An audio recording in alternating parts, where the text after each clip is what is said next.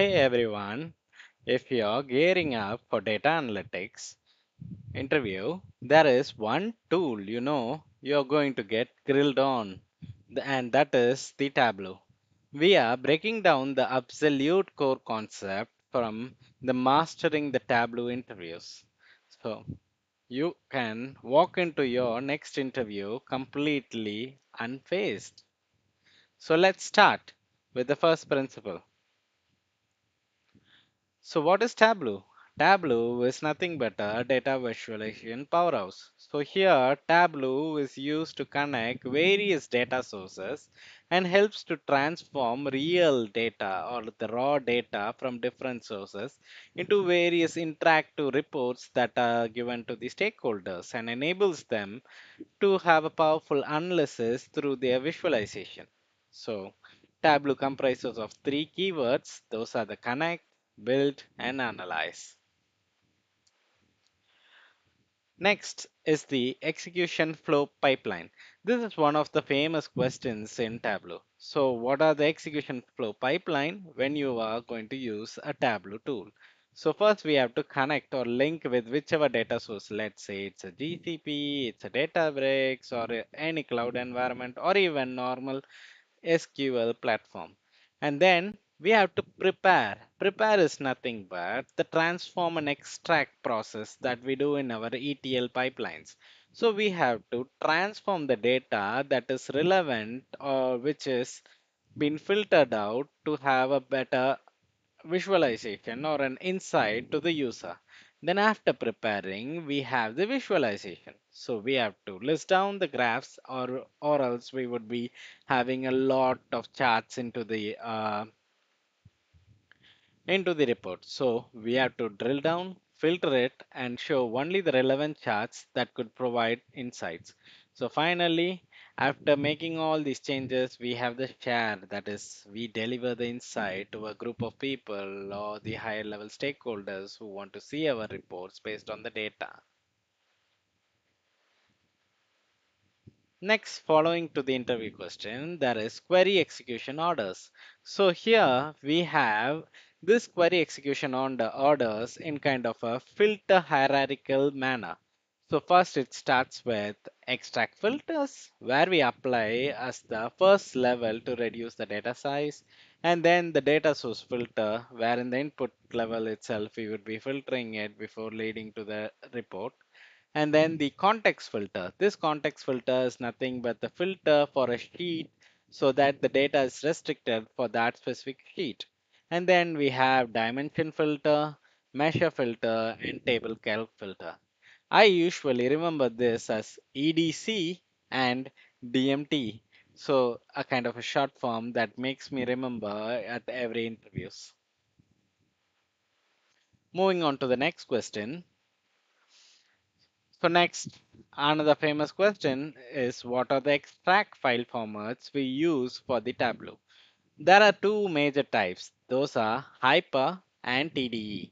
So Hyper is a new format introduced in Tableau 10.5 and it helps for faster query performance and it has a better compression and it is like speedy one. Whereas the older one is .td, it is kind of a legacy file format, and still they are supporting it since because still there are older versions of Tableau still running on the system, and it is also kind of a highly compressed version. And next we go. Table calculation, one of the famous and the important questions they ask in every interview. What is a table calculation? Those are nothing but a built-in function which are used as a native Tableau functionality instead of creating a calculated field. Some of the common types of calculation are running totals or the moving average or the percentage of total or ranking. All these come under the table calculation and they have a separate view levels in their visualization. Let's take if you have a table and if you want to have the ranking of it, you can use the table calculation and then add a column with the ranking, or having a running total of let's say sales value, those value can be added as along with the table, so they always have a special view in it. Moving on, This is another favorite table calculation which people get confused a lot. Those are moving average versus window average. Both are calculating rolling average, but how they handle the data differently, okay? So the formula for moving average is moving average sum of sales, and minus 2 is nothing but, let's take it maybe a month wise average. Let's take it takes 2 months, and then it's kind of a two data point backwards and then takes the moving average over it. So this is mainly used to find the time series fluctuation or identify the trend change. So based on this, we could plot a trend chart and find out how the trend has been updated. And next one is the window average. Okay. Window average is also considered similar to the moving average, but it has kept us within a window. Even outside view range, it has not been traversed at all. Whereas moving average is like moving along with the window, but here it is only kept in a restricted window. Next we have sets, measures, and dimension. Like this question is nothing but how sets are being used for measures and dimensions. So sets on dimension. So how we can use a sets on a dimension. So we have to create a dynamic subset and then compare it and analyze specific data segments.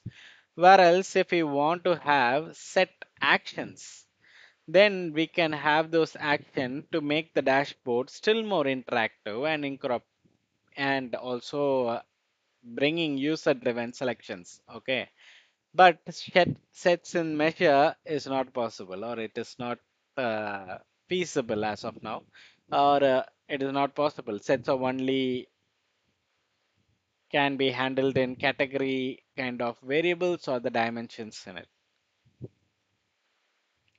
And next we have what is continuous and what is discrete. Continuous is nothing but unbroken range of values, or like a time series, or how a time series goes in. Whereas a discrete is separate distinct values or categories, individual categories, and the another difference is continuous is shown in green pill color and the discrete are shown in blue pill color.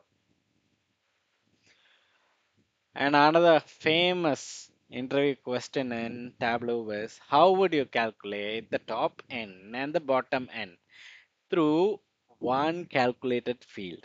So we have to find a calculation that displays the highest and the lowest value using a calculated field. So how will you do it? It is easy. Just create a parameter and set n value for dynamic control and build the calculated field so that we can set the rank, either descending is for top and the ascending is for the bottom, and then apply the filter returns true so that you will get in a single chart with the top n and the bottom n in it. Moving on, and that's it for today, and happy learning.